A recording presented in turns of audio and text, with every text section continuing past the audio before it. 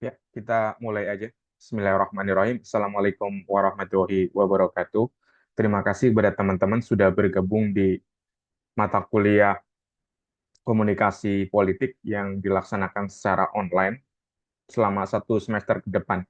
Nanti saya akan mengemban mata kuliah ini. Nanti kita bisa kombinasikan mungkin model presentasi atau model tugas atau model ceramah seperti biasa melalui Zoom seperti ini. Sebelumnya, perkenalkan, nama saya Andika Hendra Mustaqim. Saya merupakan alumni doktor di Ilmu Komunikasi Universitas Indonesia. Saya biasanya memang mengajar komunikasi politik ataupun PR politik ataupun campaign PR atau yang berkaitan dengan dunia PR, tapi seringnya itu berkaitan dengan branding, baik branding politik maupun branding korporasi. Untuk karena ini mata kuliah komunikasi politik, untuk awalnya saya tidak terlalu banyak berteori, tetapi lebih menjelaskan tentang beberapa kasus yang berkaitan dengan komunikasi politik. Dan isu yang akan kita diskusikan itu berkaitan dengan komunikasi politik, yaitu memilih ofensif atau defensif. Ini sama seperti dalam kita berkomunikasi, kita akan memposisikan diri kita itu sebagai komunikator yang ofensif atau komunikator yang memang defensif. Kenapa politik itu tidak bisa dilepaskan dalam komunikasi? Karena pada dasarnya politik itu merupakan suatu strategi. Politik itu bukan diartikan ansih bahwa politik itu berkaitan dengan sistem pemerintahan ataupun berkaitan dengan struktur kekuasaan. Tidak demikian seperti sebenarnya. Politik itu merupakan suatu suatu perspektif ya, suatu perspektif dalam kehidupan kita dengan cara berpikir kita agar kita satu tujuannya. Yang pertama itu adalah survive. Jadi survive, jadi kita bisa selamat, gitu. Kita bisa selamat, kita bisa sehat, kita bisa hidup, kita bisa bernafas. Itu merupakan tujuan utama berpolitik. Jadi ketika politik itu dia tidak survive, dia tenggelam, maka dia politik itu merupakan kegagalan. Ketika teman-teman misalnya berpolitik dalam pertemanan, politik dalam perkantoran, politik dalam perkuliahan, dia dia eksis, ya kan, dia survive, maka dia akan bisa dikategorikan sukses. Kemudian politik itu tujuan utama ketika berpolitik sama seperti ketika orang berkomunikasi itu kita adalah untuk bertautan, untuk saling bukan hanya saling mengenal tetapi saling mengikat bertaut. Jadi kita membangun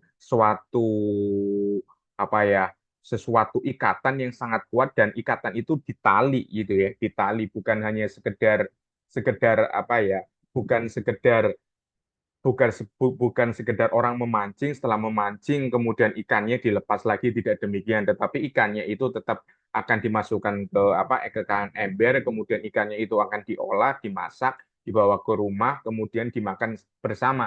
Seperti itu. Jadi politik itu kan lebih bersifat bagaimana kita bisa menggait itu banyak orang, banyak kalangan. Ketika banyak orang, misalnya ketika kita bekerja sebagai sales, berarti menggait banyak customer, menggait banyak klien, dan lain sebagainya. Kalau di dalam politik berarti menggait elektoral yang kuat, membangun dukungan masyarakat yang kuat. Jadi engagement itu menjadi sumber atau menjadi kekuatan kedua itu kan di dalam komunikasi, baik komunikasi secara umum maupun komunikasi komunikasi politik. Kemudian komunikasi secara umum itu salah satu tujuan ketiga atau elemen ketiga, yaitu komunikasi itu selalu memiliki tujuan.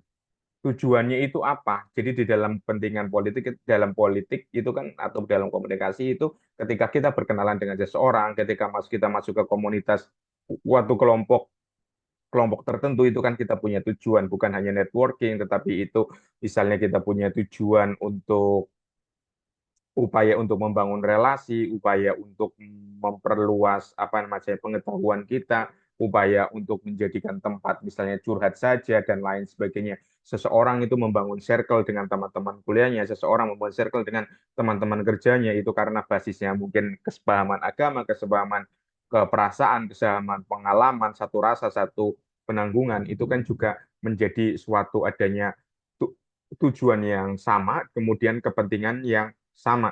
Jadi dalam politik ataupun dalam komunikasi atau dalam kehidupan kita, kita tidak bisa lepas dari tujuan. Dan yang paling utama itu ketika kita berpolitik, ketika kita berkomunikasi ataupun kita hidup itu kita adalah selalu membangun makna, kita selalu membangun nilai. Tanpa nilai itu kita akan menjadi hambar.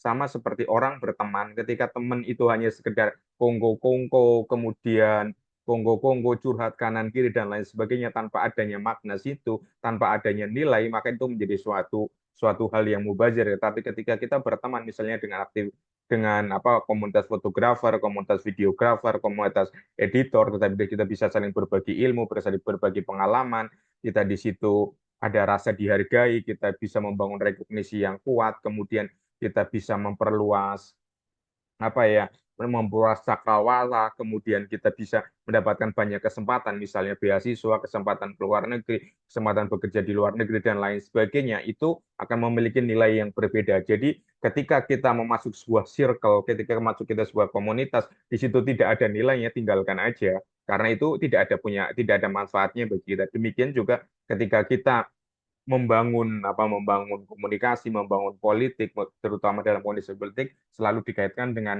upaya adanya makna dan upaya adanya nilai yang sesuai dengan diri kita sendiri. Ini kita berkaitan dengan salah satu kasus yang cukup populer, yaitu tentang kritikan beberapa beberapa bulan lalu atau beberapa bulan lalu yang mengkritik bahwa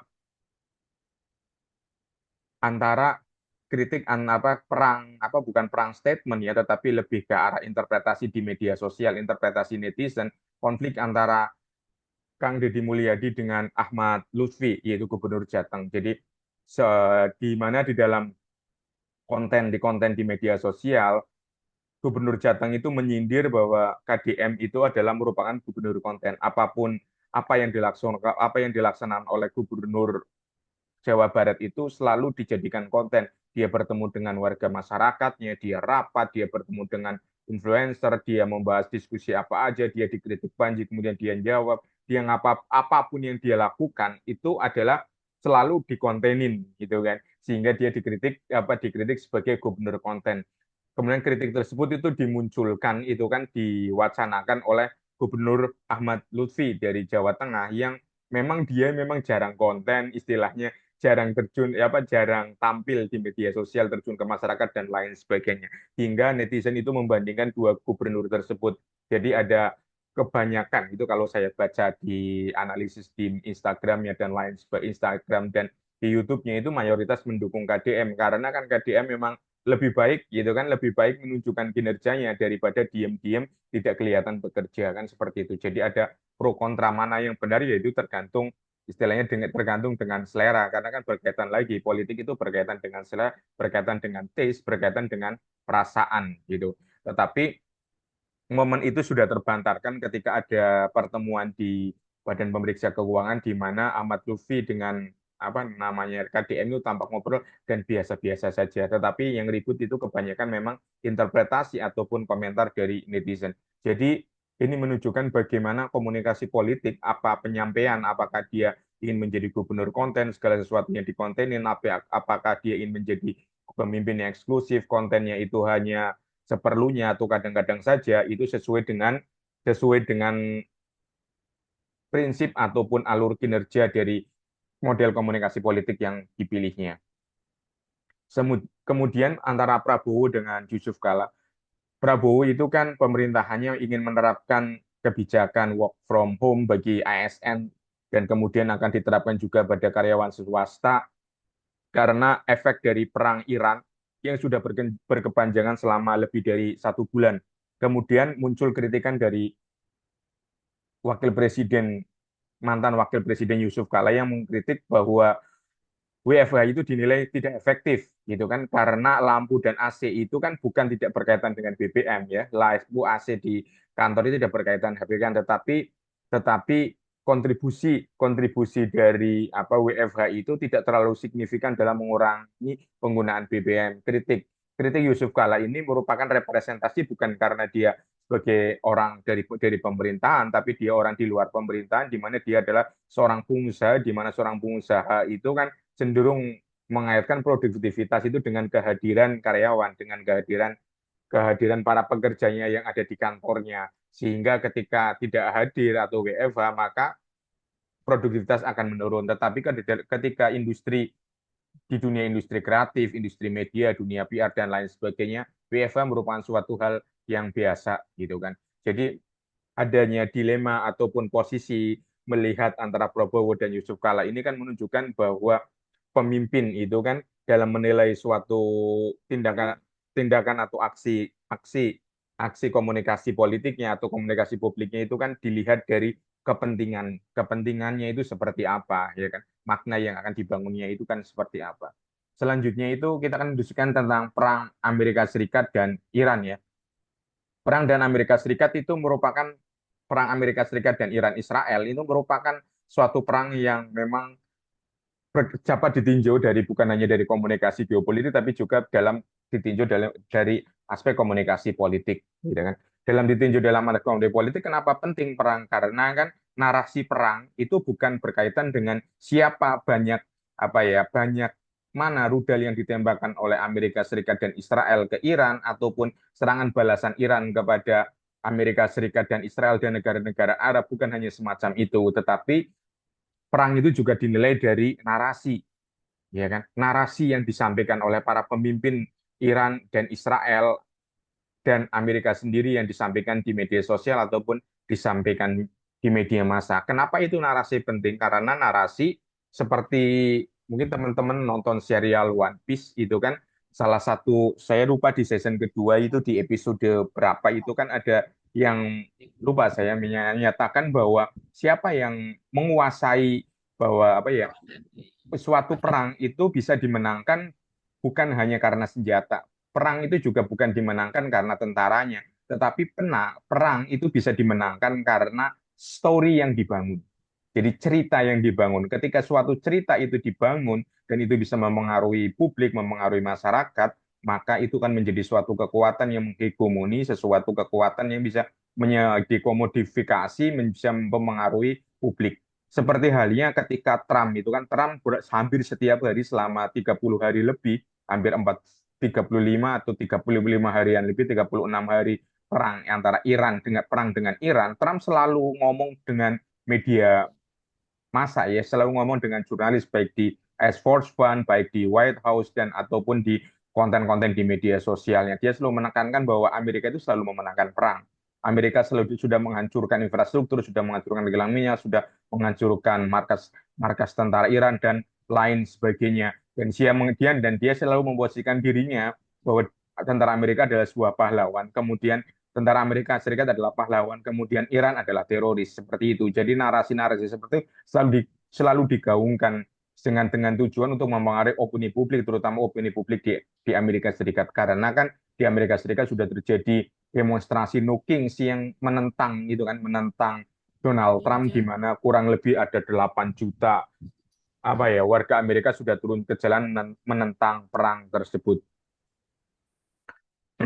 Dan ini menjadi menarik karena Trump bukan hanya tampil sendiri, tetapi memimpin Iran yang baru, yaitu Mojtaba Khamenei, itu putra Ayatollah Ali Khamenei, juga tampil. Terutama dia hanya cenderung mengutamakan memberikan statement. Dia juga belum tampil secara publik, jika dia juga belum pernah sejak dipilih itu tampil di media sosial menampilkan wajahnya dan lain sebagainya. Tapi dia masih berlindung gitu kan, masih berlindung dan mengamankan diri karena kan dia menjadi salah satu target utamanya. Tetapi salah satu di pidatonya itu dia menekankan bahwa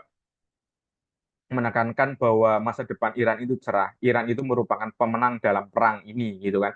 Dan klaim-klaim tersebut, narasi tersebut itu kan menggema di seluruh Indonesia ya. Dan dari pantauan saya, kalau salah menurut saya pribadi, pantauan netizen, pantauan masyarakat, pendudukan media sosial ataupun saya melihat di media massa, sebagian besar mengarah bahwa orang Indonesia itu cenderung berpihak kepada Iran. Iran adalah negara yang terjajah, negara yang diserang oleh Israel dan Amerika dan mampu memberikan perlawanan yang modern. Dan Iran mampu membuat narasi bahwa dia adalah penguasa dan pemenang perang saat ini karena dia memegang Selat Hormuz, ya kan? Bahwa penutupan Selat Hormuz itu kan berdampak pada suplai minyak dunia, terutama di Indonesia dan negara-negara Asia Tenggara, karena kebanyakan suplainya kan berasal dari negara-negara Uni Emirat Arab, Arab Saudi, Qatar, yang sebagian besar itu melewati Selat Hormuz yang saat ini memang dikuasai oleh Iran. Dan Apalagi Iran juga memberikan wacana kepada masyarakat Indonesia, kepada dunia internasional bahwa perang itu bukan hanya sekedar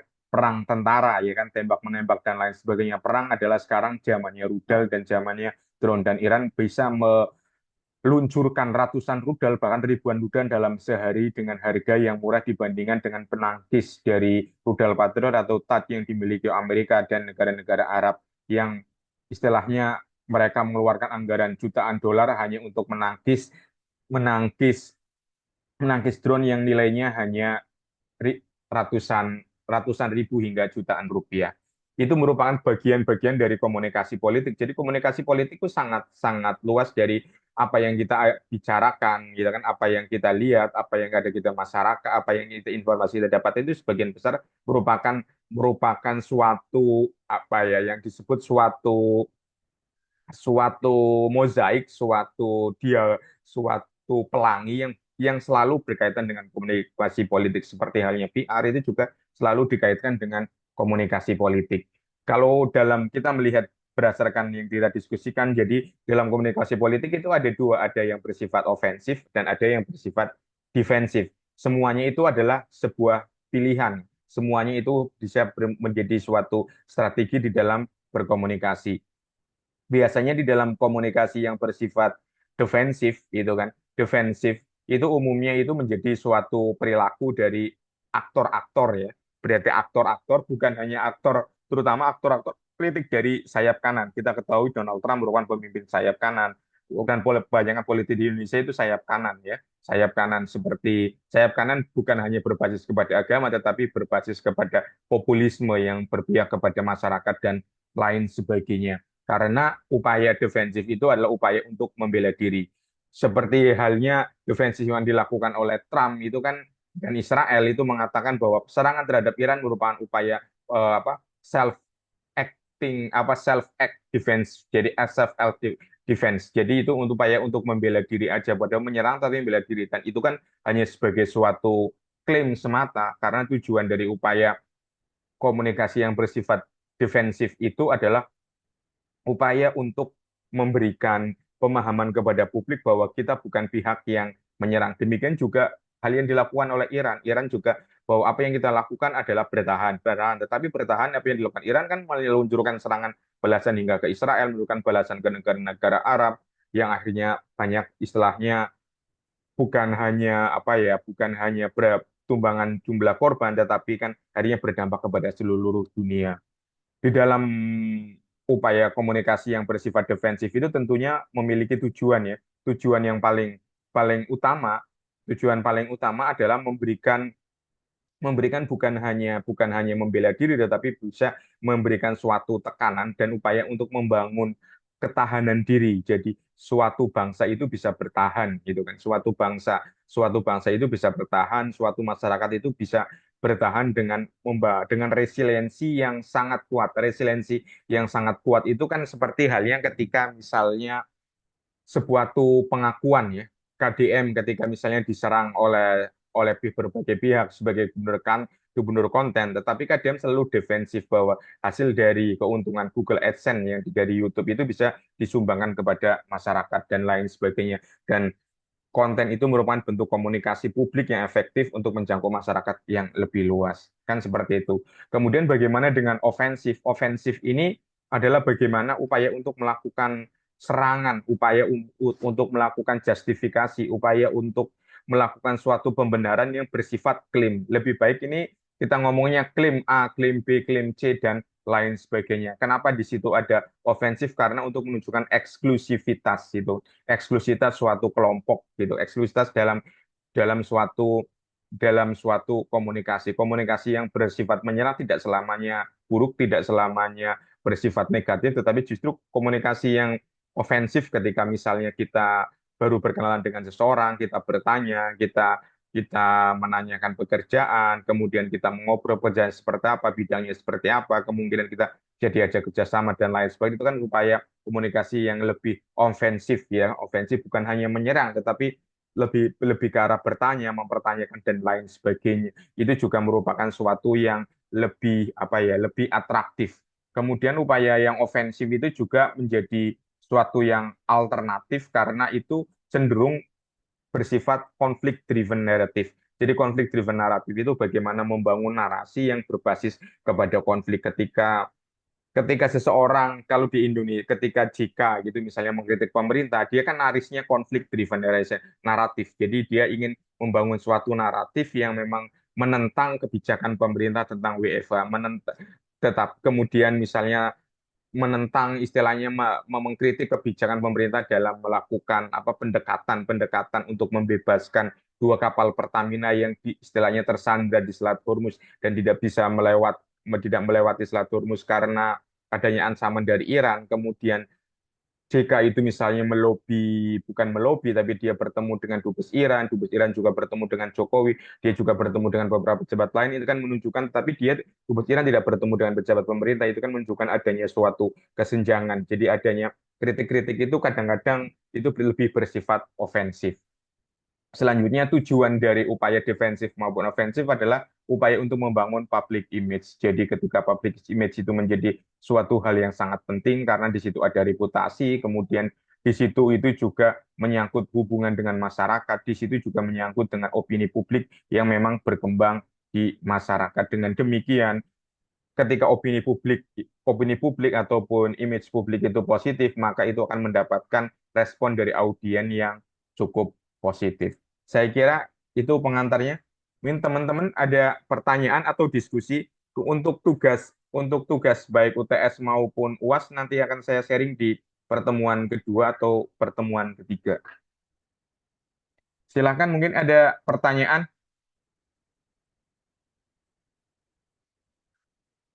Ya, jika tidak ada saya tutup aja karena sudah terlalu panjang. Terima kasih banyak. Jika ada pertanyaan boleh WA pribadi atau bertanya di grup. Terima kasih banyak. Assalamualaikum warahmatullahi wabarakatuh.